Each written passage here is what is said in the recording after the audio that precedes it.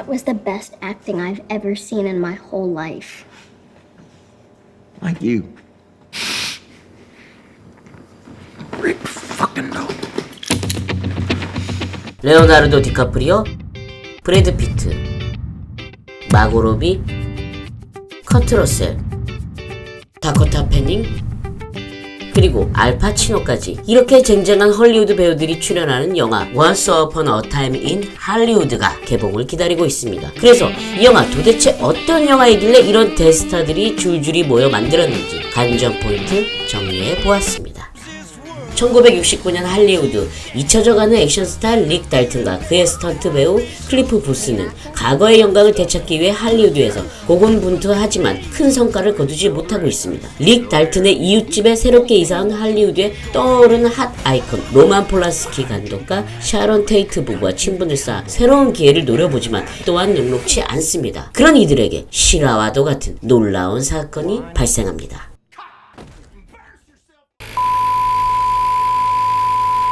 일단 이 영화 제목은 이 영화들의 아류작이나 소편은 아닙니다. 말 그대로 그 옛날 옛적 이야기. 영화는 1969년 할리우드 배우들이 활동하던 시대상을 배경으로 하고 있습니다. 그래서 주인공도 직업이 한물간 서부극 액션 배우입니다. 실제 30년대부터 50년대까지 서부극, 이른바 웨스턴 무비의 최고의 전성기 시절이 60년대 말부터 서서히 저물기 시작한 때였습니다. 이렇게 하면 시대적 고증을 맞추어 리얼리티도 있고 한물간 배우라는 캐릭터 정도는 잡아야 적어도 쏟아낼 이야기가 많기 때문입니다. 60년대는 히피 문화가 한참 절정기던 시절이었습니다. 베트남 전쟁이 한창이던 시절, 불안한 사회 영향으로 젊은이들은 기존 사회의 질서를 부정하고 자유와 평화를 사랑하고 인간성을 중시하고 물지물명을 부정하는 운동이었습니다. 정신적 해방을 위한 마약은 기본이고 남녀가 거처 없이 집단으로 떠돌아다니며 공동생활을 하였습니다. 이것은 미국 원주민식의 생활 양식이라고 하며 나름의 반전 시위였다고 합니다. 이런 문화가 점차 시들해지게 된 큰 사건이 터집니다. 바로 이 사건이 이 영화의 주요 큰 갈등의 원인이 되는 사건입니다. 바로 맨슨 패밀리의 폴란스키가 살인사건입니다.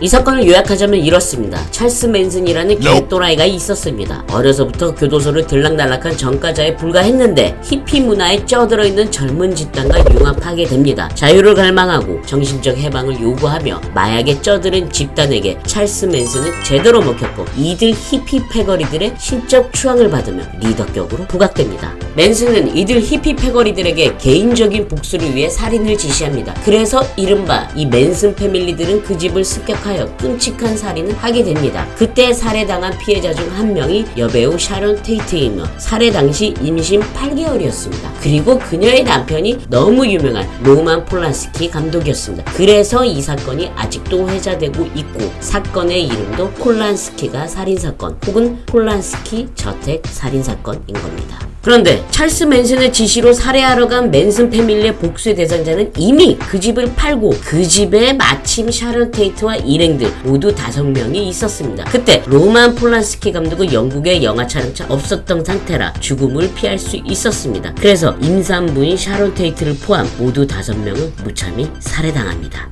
후에 로만 폴란스키 감독은 거장의 이름으로 아직도 살아있으며 이 끔찍한 살인의 주동자 찰스 맨슨 연쇄살인마라는 이름으로 평생 동안 감옥에 썩다가 2년 전에 늙어서 죽었습니다. 영화는 바로 정확히 69년도에 발생한 이 사건 희대의 살인 집단이라는 이 팩트와 한물간 액션 배우와 스턴트 배우 주인공들인 픽션과 맞닥뜨리게 한 겁니다.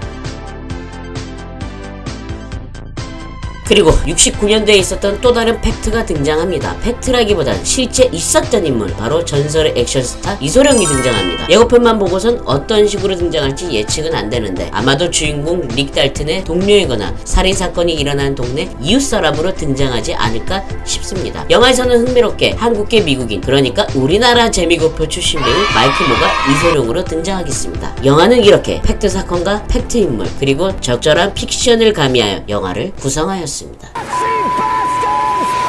이 많은 스타들을 한꺼번에 데려다 찍은 이 영화의 제작비는 900억입니다. 저 정도 스타들이 대거 투입되면 기본적으로 1000억이 넘어갈 텐데 이 돈은 헐리우드 영화치곤 저렴한 수준입니다. 왜냐하면 디카프리오 몸값만 해도 250억인데 거기다 브래드 피트까지. 그런데도 디카프리오는 자기 출연료를 자체 삭감하면서까지 이 영화를 함께 했습니다. 저렴한 제작비인데도 불구하고 저 많은 스타들이 함께 할 수 있었던 건 감독 하나 믿고 이 영화를 함께 했다는 겁니다. 이 모든 것을 가능하게 한 건 바로 이 영화 감독이 쿠엔틴 타란티노이기 때문입니다.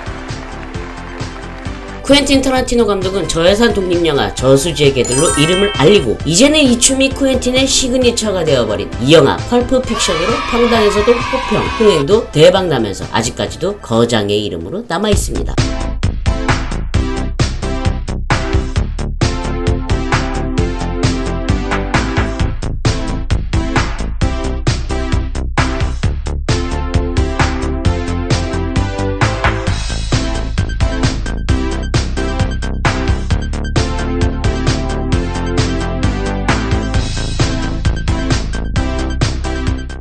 쿠엔틴 감독은 지금까지도 왕성한 활동을 하고 있으며 수많은 작품들이 있지만 우리가 기억하는 건 앞서 말씀드린 펄프 픽션, 그것도 춤만. 그나마 우리나라에서 가장 크게 성공한 것은 아마 이 작품 킬빌일 겁니다. 그럴 수밖에 없는 게 항상 예술과 상업 사이에 아슬아슬한 줄타기를 한 듯한 쿠엔틴의 스타일은 대부분 극단적인 폭력성, B급 감성, 쉴 수 없이 털어대는 수다, 다른 영화에 대한 오마주가 곳곳에 묻어납니다. 상업적으로 가장 성공한 이 영화 킬빌도 액션에선 계속 피가 뿜뿜합니다.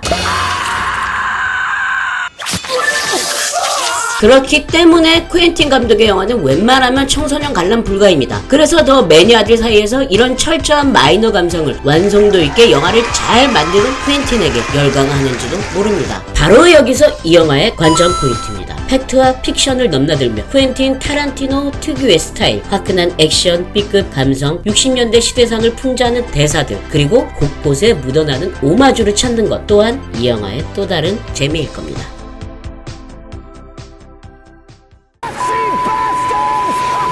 이 영화는 이미 북미에서 7월달에 개봉해서 1000억이 넘는 수익을, 전 세계적으로는 벌써 3000억 넘게 벌어들였습니다. 이미 손익분기점은 넘긴 상태이며 우리나라는 그보다 2달이 늦은 9월 말에 개봉 예정입니다. 배급사에서도 웬만하면 다른 상업 영화들처럼 전 세계 어디보다 우리나라에서 먼저 개봉할 텐데 마이너 감성의 청불 영화라는 이유로 늦어지는 것 같습니다.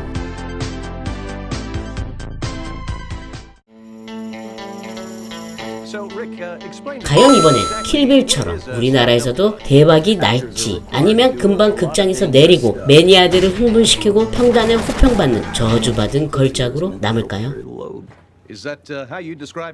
이상 와시쿠였습니다. 땡큐! Yeah, it's about right.